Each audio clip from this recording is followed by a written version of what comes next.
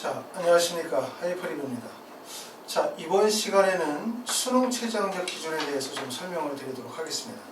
지난 시간에 우리가 이제 학생부 종합전형 또는 학생부 교과전형 또 의대, 치대, 한의대 내용들을 쭉 정리하면서 아마 여러분들이 공통적으로 느꼈었을 가장 핵심적인 부분들은 결국 의대, 치대, 한의대 합격의 가장 중요한 열쇠는 수능 최저학력 기준이다 라는 부분들을 틀림없이 확인하셨을 거고, 실제 수능 최저학력 기준을 충족하는 것이 매우 어렵다는 점, 또 수능 최저학력 기준을 충족하게 되어졌을 때 실제 합격할 가능성이 매우 중요하다는 점을 확인하셨을 거예요. 그래서 전에도 말씀을 드렸었지만 의치, 한의대 입시에서 가장 핵심은 뭐냐라고 얘기하면 학교 내신 성적, 비교과 활동, 학교 프로파일, 그거보다 먼저 선행져서 제일 중요한 부분들은 수능 최저학력 기준을 충족하는 것이 매우 중요하다라고 말씀을 드렸어요. 그만큼 수능 최저라고 하는 것이 객관적인 학생의 학업적인 역량에 대한 평가라고 생각이 돼요. 그러니까 대학의 입장에서 볼 때는 내신 성적이 우수하다라고 하는 것도 물론 좋은 평가의 영역이긴 하지만 내신이라고 하는 게 절대적인 학력 지표가 될 수 없기 때문에 일반적으로 대학에서는 수능이라고 하는 시험에서, 전국 단위의 시험에서 우수한 학력 지표를 갖추게 되어진다면 그 성적만으로도 의과대학이나 치과대학이나 한의대에 입학을 해서 학업을 하는데 아무런 문제가 없다고 판단하는 거예요. 그렇죠? 그렇기 때문에 실제 대학에서 합격을 시키는 거죠. 내신 성적이 예를 들어서 전년도에는 1.1이었는데 내신 성적이 1.2가 되고 1.3이 되어진다 하더라도 수능 체제를 충족했다라고 하는 것은 그만큼 대학에서 요구하는 정도의 학업적인 역량을 갖추었다라고 판단한다, 이렇게 볼 수 있겠죠. 그만큼 이제 수능 최저학력 기준을 충족하는 게 매우 중요한 요소고 의대 입시의 가장 핵심이라고 말씀을 드릴 수 있는데, 지난 시간에도 말씀을 드렸었지만 전체적으로 올해 같은 경우도 수시에서 선발하는 비율이 한 70% 정도 돼요. 수시의 전형은 사실 고등학교 3학년 학생들에게 매우 유리한 전형이라고 말씀을 드릴 수가 있는데, 특히 수시 전형에서 수능 최저를 요구하는 전형은 다른 전형과는 양상이 달라요. 다시 말해서 수능 체제를 요구하지 않는 전형들이 대부분 고등학교 3학년 재학생들에게 유리한 전형이라고 말한다면, 수능 체제에서도 의대, 치대, 한의대처럼 높은 최저학력 기준을 요구하는 전형은 사실상 재수생들에게 매우 유리한 상황이 될 수밖에 없다라는 점을 말씀을 드리고, 이번 시간에는 어떤 점에 대해서 말씀을 드리냐면 수능 최저학력 기준 또는 수능이라고 하는 것이 어떤 영향력을 가지고 있고 실제 수능에서 1등급이나 2등급을 맞는다는 게 얼마나 어려운 건지, 또 현재 내가 만약에 6월이나 9월의 모의고사를 통해서 어느 정도의 영역별 점수가 나왔다면 어느 정도의 수능 체제를 충족하는 것이 적정한 것인지에 대해서 조금 더 설명을 드리고, 그 다음에 의대, 치대, 한의대의 수능 체제를 조금 더 자세하게 내용을 정리해서 저희 하이퍼리뷰 블로그에서 확인하실 수 있도록 그렇게 하겠습니다. 영상을 보시고 난 다음에 하단에 보시면 하이퍼리뷰 블로그로 연결이 되어질 수 있도록 해놨기 때문에 클릭하시면 각 대학별 수능 최저학력 기준을 좀 더 종합적으로 확인해 보실 수 있습니다. 자, 제일 첫 번째 우리가 확인할 점은 뭐냐면 이 수능 응시생과 재수생의 비율에 대한 부분이에요. 자, 2020년도에 재수생의 비율이 28.2%였는데 전년도의 재수생의 비율이 약 24.5%였어요. 그러니까 전년도에 비해서 재수생들이 약 5% 늘어난 건데 전체적인 비율은 늘어난 거고 실제 학생의 숫자가 늘어난 비율은 크지 않아요. 그 전에는 13만 310명이었는데 2020년도에 13만 6,972명이라고 할 수 있고, 올해 같은 경우에 2021학년도는 코로나의 영향도 재수생을 증가시키는 원인이 되어질 거라고 대부분의 분들이 예측하시는 것처럼 실제 재수생의 비율은 전년도보다 3% 올라간 24.57%에서 28.2%로 약 3% 정도 향상이 되어졌다면 올해는 그만큼의 상승폭, 다시 말하면 31%에서 32%의 재수생의 비율을 보일 가능성이 매우 높다, 이 점을 말씀을 드리고요. 자, 그러면 6월, 9월 수능에서 실제 재수생들이 어느 정도 참여를 해서 시험을 만나봤더니 전체 재수생의 숫자가 13만 6,972명이었어요. 2020년도에. 그런데 이 학생들 중에서 6월에 시험에 참여한 학생들의 비율이 약 50.95%로 69,784명이고 그 다음에 9월에 시험에 참여한 학생이 57.34%로 약 78,533명 정도.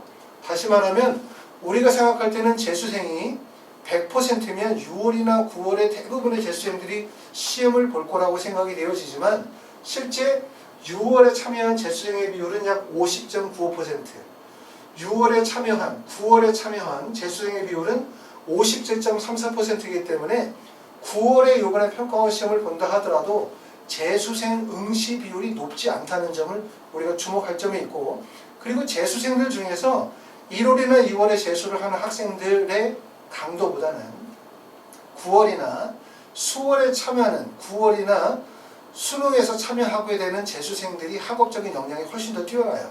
그러니까 대학에 다니다가 반수를 하는 학생들은 일반적으로 2020학년도에 학교생활 기록부라든가 수능 성적에서 어느 정도의 성취도를 보인 학생들이 많죠. 그렇죠? 그렇기 때문에 6월이나 9월에 시험을 응시하는 재수생들보다는 실제 수능에 들어오는 재수생들이 아주 강력한 학생들이 들어올 거라는 걸 예측하시면 되고, 그렇기 때문에 고등학교 3학년 학생들 입장에서 볼 때는 아직까지도 우리는 재수생들이 얼마나 강력한 역량을 가지고 있는지에 대해서 아직 실감을 못하고 계신 거예요. 올해 대학 입시가 사실 되게 안 좋은 이유, 불안하거나 아니면 되게 위험한 요소는 결국은 뭐냐면 재수생들보다 고등학교 3학년 학생들에게 매우 불리하거든요. 왜? 우리는 지금까지 시험다운 시험을 제대로 본 적이 없어요. 그렇죠? 그리고 고등학교 3학년 학생들이 현재 본인들이 봤었던 4월, 5월, 6월 달에 봤었던 모의고사, 또 이번에 보게 되는 9월의 모의고사를 마치 자신의 점수로 생각할 가능성이 매우 높다는 거죠. 내가 이번에 6월에 시험을 봤더니 수학이 1등급을 맞았어. 또 9월에 시험을 봤더니 수학을 1등급을 맞았어. 라고 생각하면 실제 수능에서 1등급을 맞을 수 있다는 생각을 하게 되어지지만, 가장 여러분들의 경쟁자가 되어지는 재수생들은 실제 아직 들어오지도 않았다는 사실을 알아두실 필요가 있다는 말입니다. 자, 두 번째를 보면 그러면 실제 재수생이 얼마만큼의 영향력을 보여주고 있느냐 하면, 아까 우리가 봤었던 것처럼 2019년도에 재수생의 비율이 약 25% 정도 된다고 말씀을 드렸고, 2020년도에 재수생이 약 3% 상승해서 28% 정도, 그리고 올해 약 3%나 4% 증가하게 된다면 2021학년도 재수생의 비율은 약 32% 정도 될 거라고 생각이 되어지는데, 전년도에 재수생의 비율이 28%였었을 때 우리가 수능에서 가장 중요한 건 1등급과 2등급이죠. 왜냐하면 의치 한의대를 가려고 할 때 대부분 4개의 영역 등급 합이 5나 3개의 영역 등급 합이 3이거나 4이거나 5인 경우란 말이에요. 그런 경우는 국어, 영어, 수학, 과탐을 대부분 1등급이나 2등급 이내 분포를 가져야 돼요. 그래야지 수학을 만약에 3등급을 맞게 되어지면 결국 모든 과목들을 다 1등급을 맞아야 되기 때문에 어떤 영역이라도 3등급을 맞게 되어지면 수능 체제의 충족 비율이 낮아질 수밖에 없다는 현실이죠. 그런데 1등급과 2등급에서 차지하는 재수생의 비율을 보면, 자, 수리 가형인 경우에 2020년도에 재수생의 비율이 21.2%, 1등급과 2등급에서 재학생의 비율이 9.2%예요. 그래서 전체 비율로 보게 되어지면 그 1등급에서 2등급에서 차지하는 재수생의 비율이 70%고 재학생의 비율이 약 30%가 되고요. 그 다음에 국어 영역인 경우에는 재수생의 비율이 70%, 그 다음에 재학생의 비율이 약 31%, 재학생의 비율이 31%고 국어 영역인 경우에 재수생의 비율이 69%가 돼요. 이게 수능이 쉽든 어렵든 간에 그 비율 차이가 크지 않다는 거예요. 그러니까 2020년도에 비율이 만약에 재수생의 비율이 70%를 차지했다면 2019년도에 69% 정도로 수능이 쉬우나 어려우나 재수생이 가지고 있는 비율은 1등급과 2등급에서 약 70% 비율을 차지한다고 볼 수 있는데, 그렇다고 한다면 수능이라는 게 사실 얼마나 불공정한 시험인지 이해하실 수 있어요. 고등학교 3학년 학생들의 입장에서 볼 때는 매우 불리한 불리한 입시라고 생각할 수 있거든요. 왜냐하면 수능 체제에 충족이 되어져야만 고등학교 3학년 학생들이 수시에서 의대, 치대, 한의대를 갈 수 있고, 당연히 수시에서 수능 체제를 충족을 못하는데 정시로 해서 의치 한의대를 간다라고 하는 건 말이 안 되죠. 왜냐하면 정시로 의치 한의대를 가려면 전체 비율에서 약 1% 이상의 진입을 해야 돼요. 1% 또는 어떤 경우에는 약 0.08% 정도의 비율에 진입을 해야만 가능하기 때문에 정시로 의대를 간다라고 하는 건 상당히 어려운 정도의 높은 성취도를 보여야 되기 때문에 고등학교 3학년 학생들이 의대나 치대를 가기 위해서 가장 좋은 방법은 결국 수능 체제를 충족해서 수시로 대학을 가는 방법인데, 조금 전에 말씀을 드렸었던 것처럼 수시에서도 거의 70%, 전체 수험생의 28%인 재수생이 1등급과 2등급에서는 70%를 차지한다는 사실은 상당히 놀라우면서도, 그리고 고등학교 3학년 학생들 입장에서 볼 때는 경계하지 않을 수가 없다라는 점을 꼭 알아두실 필요가 있습니다. 그래서 2019년도에 보면 수리 가형에서 1등급에서 재학생의 비율이 4.3%, 그 다음에 졸업생의 비율이 10.8%였고 2등급에서 재학생의 비율이 4.9%, 졸업생의 비율이 10.4%였어요.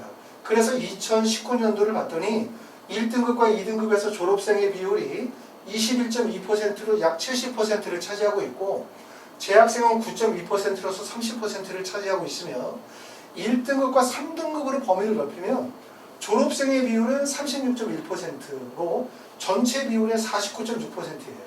재학생은 18.2%로 50.4% 정도가 되죠. 그러니까 3등급까지 범위를 넓히면 결과적으로 졸업생과 재수생의 비율이 거의 50대 50 정도 나오는데, 1등급과 2등급의 비율로 가게 되어지면 재학생의 비율이 30%, 졸업생의 70%이기 때문에 결국 재수생들 중에서는 물론 공부를 못하는 재수생들도 많아요.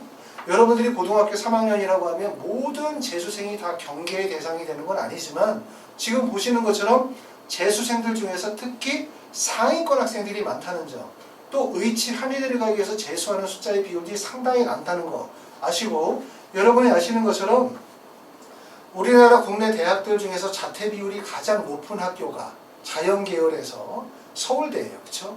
서울대학교에 해마다 자퇴한 학생들의 비율이 약 300에서 350명 정도의 학생들이 자퇴를 하게 되어지는데, 그 학생들이 자퇴하는 목적이 결국은 의대에 진학을 하기 위한 거죠. 그럼 그 학생들이 대부분 다 흔히 말해서 1등급과 2등급을 차지하는 건 100%는 아니겠지만 상위권의 분포를 가져갈 가능성이 매우 높다는 점을 꼭 알아두실 필요가 있죠. 이런 말씀을 드리는 것은 뭐냐면, 고등학교 3학년 학생 너네는 의대 못 가, 너네 수능 최저 충족 못해 라고 하는 부정적인 얘기를 하려고 하는 게 아니고, 또 재수생들, 너희는 재수생들은 고3보다 매우 유리하기 때문에 너네는 다 의대 갈 수 있고 정말 잘 됐어 라고 하는 얘기를 하려고 하는 것이 아니라, 고등학교 3학년 학생들의 입장에서는 아직 입시를 현실적으로 치러보지 못했다는 거예요. 그렇기 때문에 현재 6월이나 9월에 모의고사를 보고 내가 다니고 있는 수학학원 선생님과 상담을 하게 되어지면 모든 선생님들이 희망적으로 얘기하게 돼 있어요. 그쵸? 아이가 조금만 더 열심히 하면 충분히 1등급을 맞을 수 있을 것 같다. 요번에 시험은 좀 실수를 한 것 같은데 원래 아이는 이런 아이가 아니다. 잘할 수 있다라고 얘기를 하죠. 하지만 제가 말씀드리는 이러한 내용들은 결국 데이터거든요. 우리는 우리의 자녀, 또 내가 직접 공부를 하고 있고 내가 어떤 아이를 가르치고 있으면 대부분 다 희망을 품고 얘기를 하게 돼요. 그런데 원서 지원은 항상 위험한 게 뭐냐면, 9월이나 8월에 우리가 원서를 결정하고 원서를 쓰는 시점이지만 실제 우리가 수능을 보는 시점은 12월 달에 시험을 보기 때문에 원서를 쓰는 시점과 그 다음에 실제 수능을 시험 보는 기간에 간격 차이가 크기 때문에 그 사이에 뭐가 포함이 될 수밖에 없냐면 막연한 희망과 막연한 기대와 막연한 소망이 그냥 포함되어져 있는 거죠. 그러다 보니까 결국 원서 지원이 상향이 되어질 가능성이 상당히 높다는 점을 꼭 알아두실 필요가 있고, 그렇기 때문에 우리가 의대를 원서를 쓰거나 치대 한의대를 원서를 쓰시는 분들은 되게 신중한 원서 지원, 그 다음에 다각도로 원서를 판단하고 본인이 가지고 있는 학생부나 아니면 수능 최저의 충족 가능성과 여러 가지 위험성에 대한 부분들을 면밀히 평가하시는 게 매우 중요하다는 점에 대해서 꼭 말씀을 드리기 위해서 이런 말씀을 드리고 있는 거예요. 아시겠죠? 자, 그러면 세 번째는 뭘 보면 되냐면, 연세대학교나 고려대학교에서 재수생의 비율이 과연 어느 정도까지 비율이 될 것이냐 라고 하는 부분을 보는데, 연세대학교를 지금 보시면 물론 해마다 대학 입시의 전형이 바뀌기 때문에 꼭 어느 해의 비율이 높다고 볼 수는 없어요. 하지만 지금은 이건 이제 정시로 합격한 학생들을 예를 들면 지금 보면 2017년도에 재학생의 비율이 44.92%고 졸업생의 비율이 55%예요. 2018년도에 재학생의 비율이 41%, 졸업생의 비율이 58%. 고려대 같은 경우는 2017년도에 재수생이 53%, 재학생이 46%. 그 다음에 2018년도에는 재학생이 35%, 졸업생의 비율이 64%죠. 해마다 가면서 어떻게 되고 있냐면 졸업생의 비율이 재학생보다 비율이 점점 늘어나고 있죠. 그거는 조금 전에 봤었던 것처럼 전체 수능 응시생들 중에 재수생의 비율이 증가하고 있는 것과 연세대학교, 고려대학교에서 정시에서 재수생의 비율이 증가하는 것이 서로 일맥상통하는 얘기이기 때문에 결국 재수생의 비율이 증가한다는 것은 상위권 대학교 그 다음에 의치 한의대의 재수생의 합격생의 비율이 늘어날 가능성이 높다는 점을 말씀을 드리고 있는 거고, 그리고 아까도 말씀드렸던 것처럼 올해는 특히 재수생의 숫자가 많이 늘어날 가능성이 상당히 높다는 점을 여러분이 다 아시기 때문에 특히 경계를 많이 하셔야 된다라는 점을 말씀을 드릴 수 있습니다. 자, 수능 최저학력 기준에 대해서 간단하게 설명을 드려보도록 하겠습니다. 자, 우리가 이제 의대의 수능 최저학력 기준은 간단히 이야기하면 한 4개 정도의 구성을 가지고 있다고 볼 수 있어요. 첫 번째는 수능 체제를 미반영하는 대학이 있죠. 수능 체제를 반영하지 않는 대학은 전년도에는 학생부 교과 전형에서 수능 체제를 반영하지 않은 인제대학교가 있었지만 올해는 사실은 학생부 교과 전형의 모든 대학들이 수능 체제를 요구하고 있기 때문에 수능 체제를 미반영하는 대학은 학생부 종합 전형에 대부분 메이저 상위권 대학 또는 지방에 있는 일부 학교들 중에서 교과 성적을 매우 높은 교과 성적을 요구하는 학교라고 볼 수 있는데, 수능 체제가 없으면 당연히 학생부 교과 성적과 비교과 활동 그 다음에 뭐로 들어가냐는 거냐면 학교 프로파일의 중요성이 크기 때문에 사실상 매우 어려운 전형이 될 수밖에 없어요. 왜냐하면 수능 체제가 들어가야만 결국 합격생들의 점수 편차가 발생이 되고 그걸 통해서 학생들이 순환이 되어지면서 결국 간격이 생기기 때문에 합격의 기회가 좀 더 많이 창출이 되어진다라고 본다면 수능 체제가 없는 전형은 대부분 활동 중심의 전형이라고 볼 수가 있습니다. 자, 그리고 이제 두 번째는 수능 4개 영역 중에서 4개 영역을 요구하는 학교 또는 수능 4개 영역 중에서 3개 영역을 반영하는 학교가 있는데, 4개 영역을 반영하는 경우는 4개 영역의 등급합이 5에서 또 8까지를 요구하는 학교들이 있어요. 그렇죠?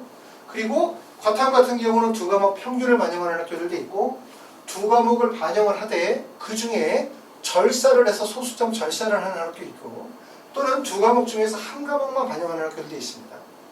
자, 3개의 등급을 반영하는 경우들은 3개 영역 등급합이 3을 반영하는 학교들도 있고 3개 영역 등급합을 9를 반영하는 학교들이 있죠. 9를 반영하는 학교는 아시는 것처럼 이제 서울대학교 지역균형 전형에서는 3개 영역 등급합이 9를 반영하고 있고요.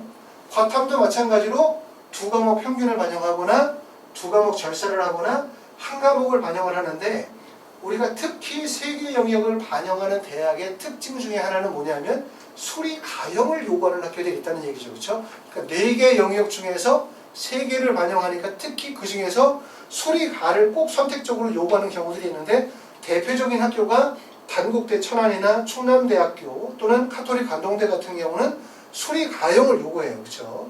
그리고 학생부 교과 전형에서도 수리 가를 요구하는 경우가 충남대, 충북대, 경상대학교 같은 경우 또는 고신대 같은 경우는 수리 가형을 필수로 묻고 있기 때문에 만약에 내가 수리 가형의 점수가 높지 않다라고 판단이 되어지는 분들은 이런 경우에는 수를 가를 선택하는 것이 아니라 4개 영역 중에서 하나의 영역을 뺀 나머지 3개 영역을 선택하는 대학을 선택하시는 게 나을 거고, 물론 당연히 수리 가가 필수가 아니고 묶이는 경우들은 경쟁률이 몰릴 수밖에 없고, 경쟁률이 몰리게 되어지면 합격생의 학생부 등급 교과 평균 성적이 어떻게 될 가능성이 높다? 매우 높아질 가능성이 있다는 점들을 꼭 알아두실 필요가 있습니다.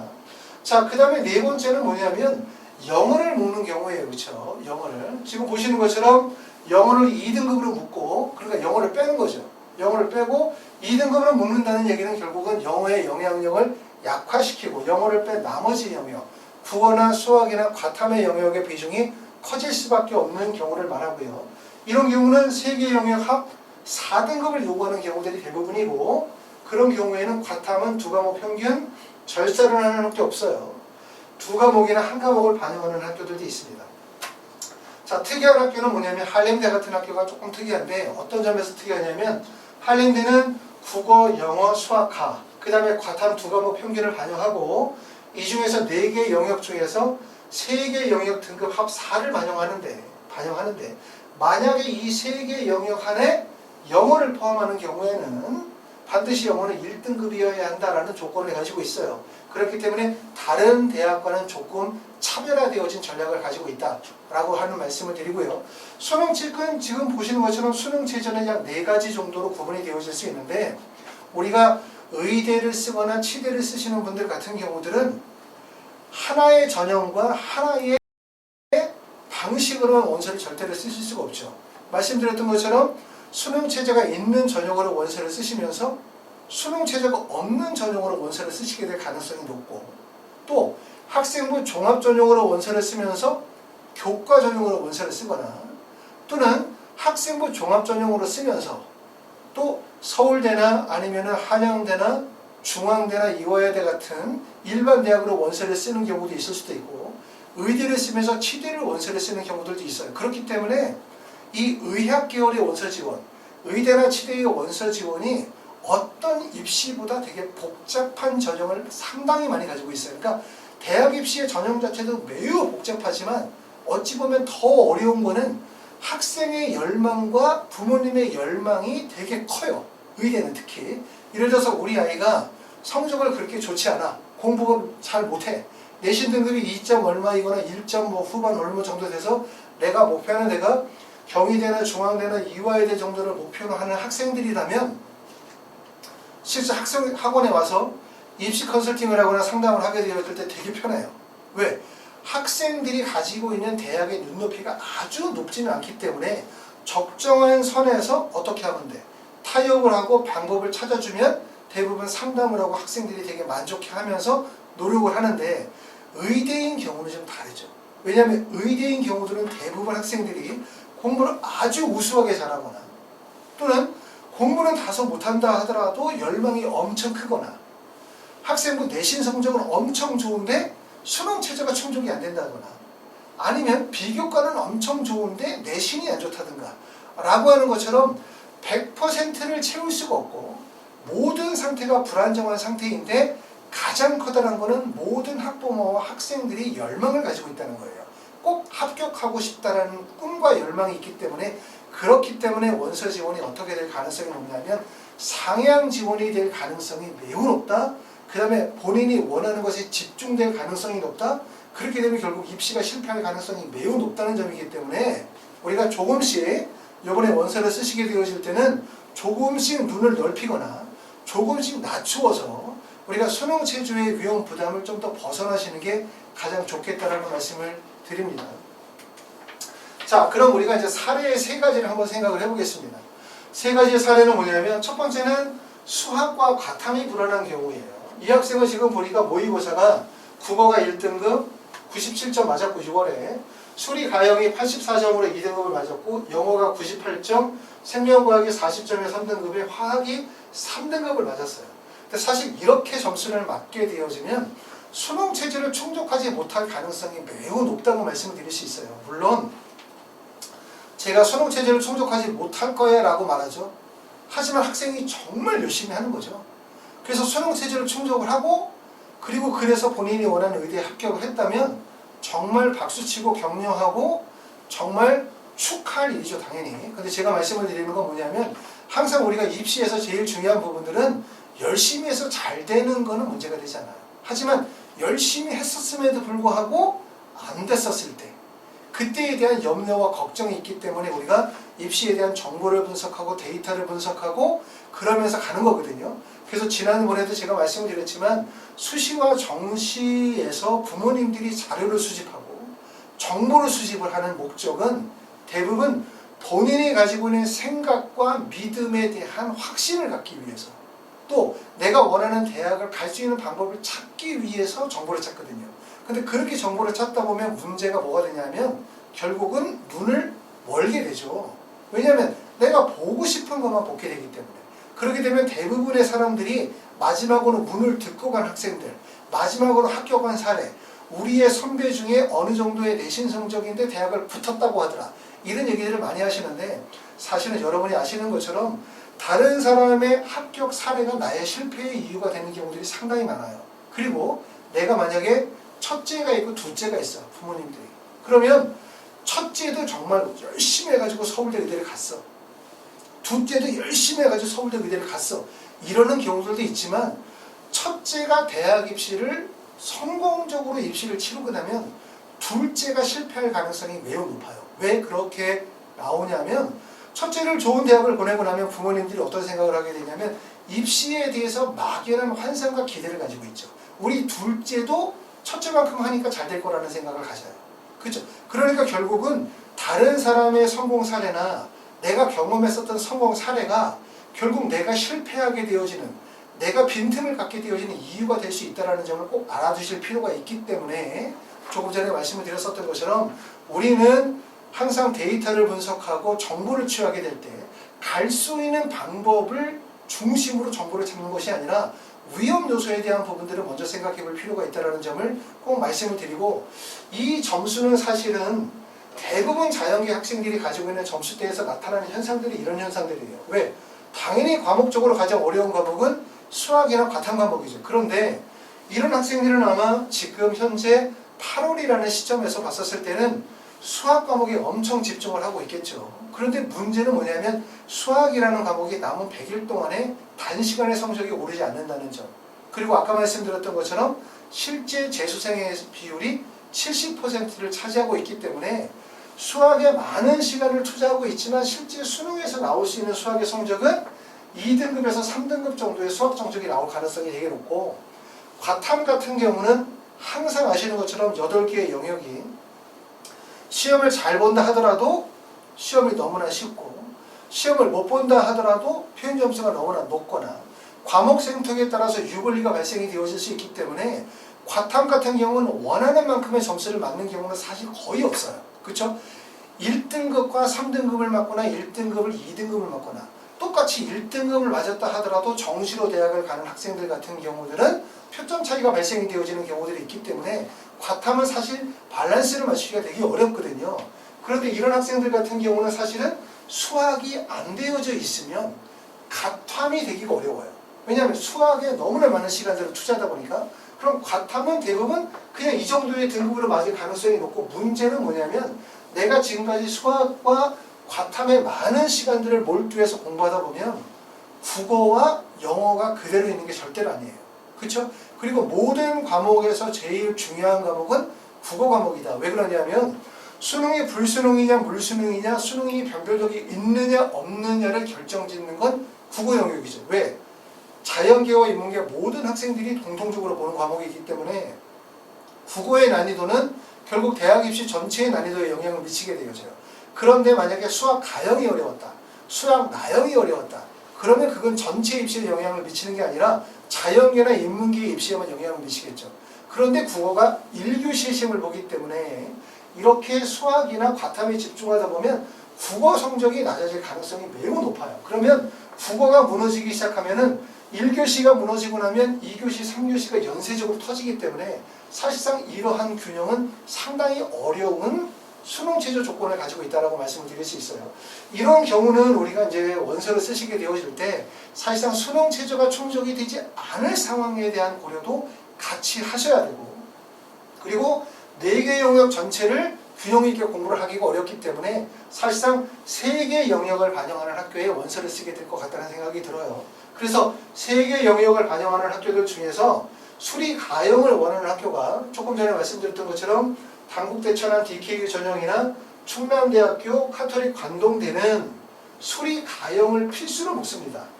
하지만 지금 보시는 것처럼 자, 원광대 같은 경우는 수리 가형을 필수로 묻지 않고 3개 영역 등급 합 6등급 정도를 요구하고 과탄 2개 과목 평균을 요구하고 있기 때문에 만약에 이런 학생들 같은 경우는 조금 더 낮은 대학에서 원서 지원을 하셔야 될 가능성이 높아요.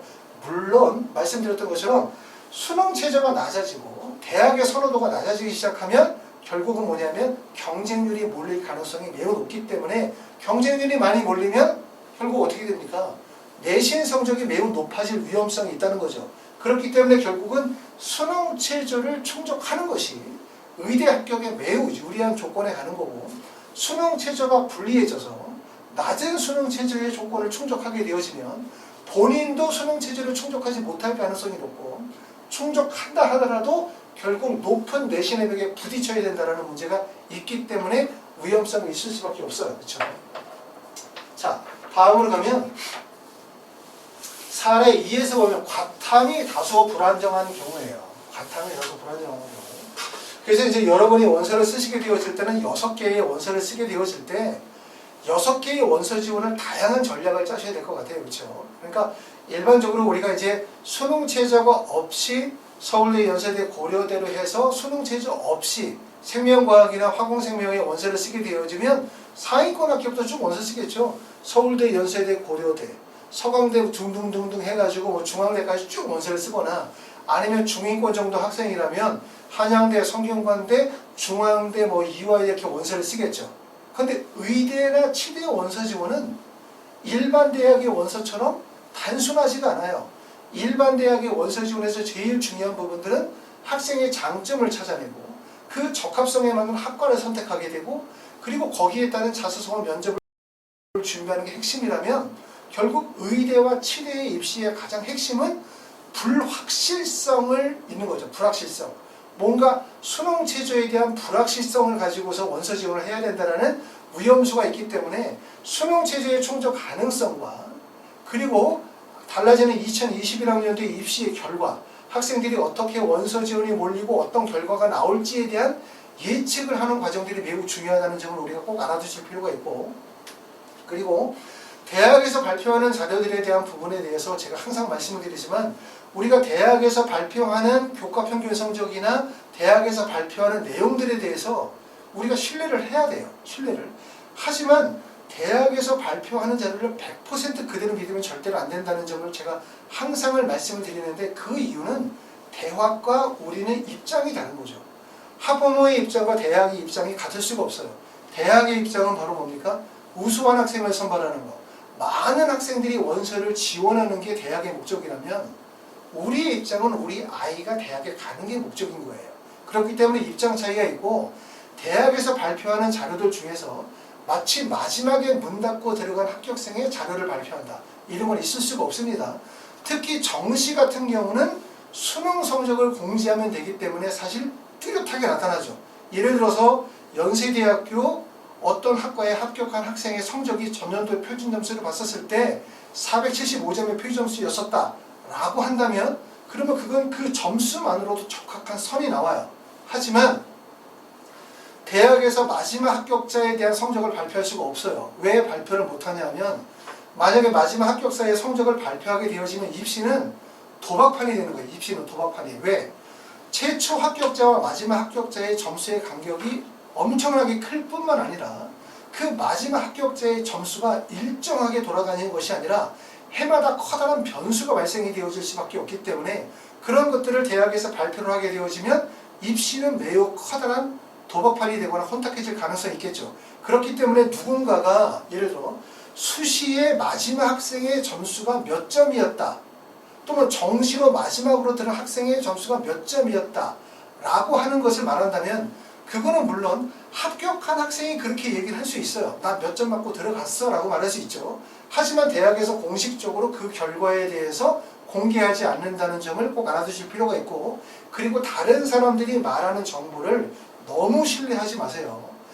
부모님들이 말씀하시는 얘기들 중에서 물론 좋은 정보도 있고 정확한 정보들도 있지만, 제 경험으로 보면 학생이나 학부모들을 통해서 듣는 정보들이 사실 알맹이가 빠진 결과나 성취 중심의 얘기를 하다 보니까 들을 때는 혹하는데 한참 지나고 나면 뭔가 의심이 있거나 잘못된 정보인 경우들도 많고, 그런 잘못된 정보들이 우리가 흔들리다 보면 결국 입시가 어떻게 돼? 상향이 되거나 불안해진 입시가 될 가능성이 높다는 점, 그런 점들을 좀 말씀을 드립니다. 자, 그래서 이제 두 번째는 뭐냐면 과탐이 다소 불안한 경우예요. 자, 이 학생은 지금 보시면 과탐을 뺀 나머지 영역에서는 비교적 점수가 나오는데 물론 수리 가형에서 1등급을 맞았어요. 하지만 89점이라고 하는 원점수는 성취도 자체가 높지 않기 때문에 이 점수는 언제든지 흔들릴 수 있는 점수죠. 그렇죠? 그렇기 때문에 이런 점수가 실제 수능으로 가면 수학에 3등급을 맞을 수도 있고 수학에 4등급을 맞을 수도 있어요. 왜? 고등학교 3학년 학생, 물론 재수생들도 마찬가지예요. 작년에 우리가 경희대학교, 작년에 경북대학교 의대를 간 학생 보면은 그 학생은 삼수를 해서 대학을 갔는데 평상시에 시험을 볼 때마다 거의 만점을 맞았어요. 많이 틀리면 전 과목에서 한두 개 정도 틀리는, 수학은 평상시에 워낙 좋았기 때문에 수학을 항상 만점을 맞았던 학생인데 실제 수능만 가면은 수학을 3등급을 받는 거예요. 그러니까 과목적 징크스가 발생이 되어진다는 점이 되게 중요한 거죠. 우리가 삼수를 했었을 때 삼수를 하게 되어지면 가장 위험한 게 뭐냐면 과목에 대한 징크스가 발생이 돼요. 그러면 실제 수능 시험을 보게 되어질 때 불안하죠. 작년과 같은 똑같은 결과가 나올까 봐. 이런 불안감이 있는 거죠. 그렇기 때문에 이 점수가 좋은 점수인 것처럼 보이긴 하지만 국어보다 수학 같은 경우는 원점수의 성취도가 높지 않기 때문에 점수가 1등급이라 하더라도 불안하게 여겨지고, 그 다음에 과탐 같은 경우는 지금 과목의 균형이 잘 맞지 않은 상태이기 때문에 남은 기간으로 봤었을 때 매우 불안한 요소를 가지고 있다라고 볼 수 있고, 이런 학생들이 원서를 쓰게 되어지면 첫 번째는 4개 영역을 반영하는 대학을 쓰겠죠. 기준이 높으면. 그러면 4개 영역의 등급합이 오나 또는 4개 영역 중에서 과탐을 하나를 반영하는 경우들. 여기 보면 지금 현재 등급이 1등급, 1등급, 1등급, 1등급 또는 2등급 정도 생각하게 되어지면 4개 영역 등급 합이 5, 과탐 2나 아니면 한 과목 반영하는 전형의 대학에 맞을 가능성이 높아요. 하지만 이 점수가 아까도 말씀드렸지만 평상시 여러분이 만약에 시험을 봤는데 9월 시험이 이렇게 나왔어. 자, 그러면 우리는 무슨 생각을 하냐면 수능 체제를 충족할 수 있다고 생각하게 되고, 그럼 가고 싶은 대학으로 원서를 쓰게 돼요. 내가 가고 싶은 대학이 어디야? 그러면 4개 영역 등급합이 5를 반영하는 학교, 아주대, 고려대, 그 다음에 뭐 경북대, 이런 학교를 중심으로 원서를 쓰겠죠.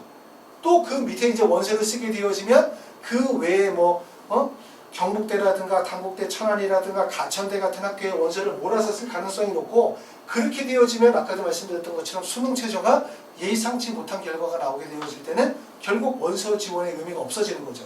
그렇기 때문에 이런 학생들은 4개 영역을 반영하는 대학의 원서를 쓰기도 하고, 그 다음에 수능 최저가 없는 전형들, 지금 보시는 것처럼 경희대학교나 아니면 한양대 같은 학교 또는 일화대 같은 수능 최저가 없는 전형에 대한 같은 고려, 그 다음에 3개 영역을 반영하는 고려 등처럼 동일한 점수를 하더라도 수능 체제를 조금 더 다각화시키고 그 다음에 계층화시켜서 조금 더 안정적인 원서 지원의 결과를 이끌어내도록 하시는 게 좋을 것 같습니다.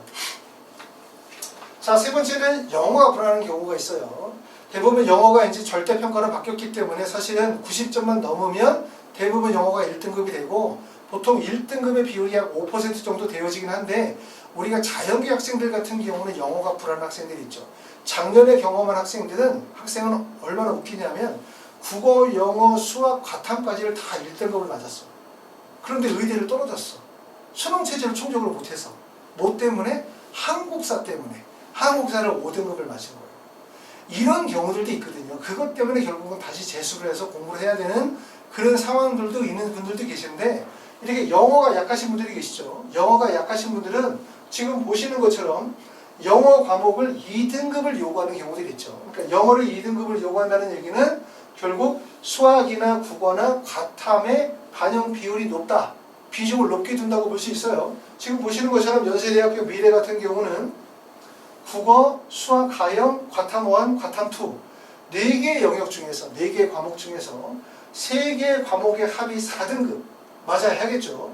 그러면서 영어는 2등급으로 뺐기 때문에 결국 영어의 영향력이 줄어든, 그리고 수학이나 국어나 과탐의 영향력이 커진 거죠. 내가 만약에 영어의 점수가 좀 낮은 편이다, 하지만 국어나 수학이나 과탐의 수능 체제 충족 가능성이 높다고 생각한다면 이런 전형들을 선택해 보실 수 있어요. 학생부 종합전형에서 영어를 2등급을 취급하는 학교가 연세대학교나 부산대학교, 동국대, 경주, 학생부 교과 전형에서는 연세대, 부산대, 동국대 같은 이 세 개 학교가 이와 같은 반영의 형태를 취하고 있습니다. 자, 그래서 지금 말씀드렸던 거는 수능 최저 학력 기준에 대한 얘기고, 그리고 블로그 그 유튜브 하단에 보시면 저희 블로그로 연결이 되어질 수 있도록 링크를 걸어놨어요. 고리로 들어가시게 되어지면 의대, 치대, 한의대의 수능 최저 학력 기준에 대한 부분들을 조금 더 상세하게 설명을 해놨기 때문에 여러분이 이제 원서 지원을 결정하시게 되어질 때 참고하는 데 도움이 되어질 거라고 생각이 되어집니다. 제가 수능 최저에 대해서 이렇게 자꾸 말씀을 드리는 이유는 뭐냐면, 저도 여러분이나 여러분의 자녀가 수능 최저를 충분히 충족할 수 있다라고 생각이 돼요. 그렇게 믿고 싶고 그렇게 되기를 소망을 해요. 그런데 항상 재수생들을 만나게 되고 또 정시대 학생들을 만나게 되고 보면 평상시에 높은 정도의 수능 성적을 맡고 있던 학생들이 내신 성적도 좋고 비교과 활동도 좋고 수능 최저도 되는데 실제 수능에 가서 수능 최저가 충족이 되지 못함으로 인해서, 또 평상시에 성적이 잘 나오다 보니까 원서 지원을 지나치게 상향 중심으로 원서 지원을 하다 보니까 결국 나중에 모든 입시가 실패를 해서 1월이나 2월 달부터 기숙학원에서 처음부터 다시 공부해야 되는 상황, 이 상황에 내몰리는 경우들이 많고, 또 우리가 재수를 한다 하더라도 결국 한 번의 시험, 내년도 수능 시험 한 번의 시험으로 수능 최저가 되느냐 안 되느냐는 결국 입시가 결판이 난다는 얘기이기 때문에 재수를 한다고 해서 꼭 원하는 결과가 나온다라고 볼 수가 없어요. 그렇기 때문에 제가 계속 말씀을 드리는 얘기는, 올해 같은 경우에 특히 재학생들도 마찬가지고 재수생들도 마찬가지지만 특히 고등학교 3학년 학생들은 수능 최저에 대한 불안감이 매우 큰 상태다. 그렇기 때문에 6월이나 9월의 시험 결과를 자신의 점수로 생각하지 말고 조금 더 낮추어 생각하고 조금 더 안정적으로 생각하고, 수능 최저가 미충족될 가능성이 높기 때문에 지금서부터 수능 때까지 수능에 더욱 집중해서 공부하는 게 여러분들이 목표하는 의대에 합격하는 방법이라는 점을 말씀을 드립니다. 그렇기 때문에 제가 말씀드렸던 얘기를 잘 이해하시고 더욱더 경각심을 가지고 최선을 다하시고, 그리고 이제 우리가 9월 시험 결과가 나오면 정말 객관적으로 서로 터놓고, 학생하고 부모님하고 객관적으로 터놓고 우리가 실현 가능한 수능 체제의 충족 가능성과 위험성에 대한 부분들을 생각하시면서 원서를 조금 더 다각도로 할 수 있도록 현명한 선택을 하시는 게 매우 좋을 것이라는 말씀을 드립니다. 자, 항상 에듀큐에서 감사합니다. 고맙습니다.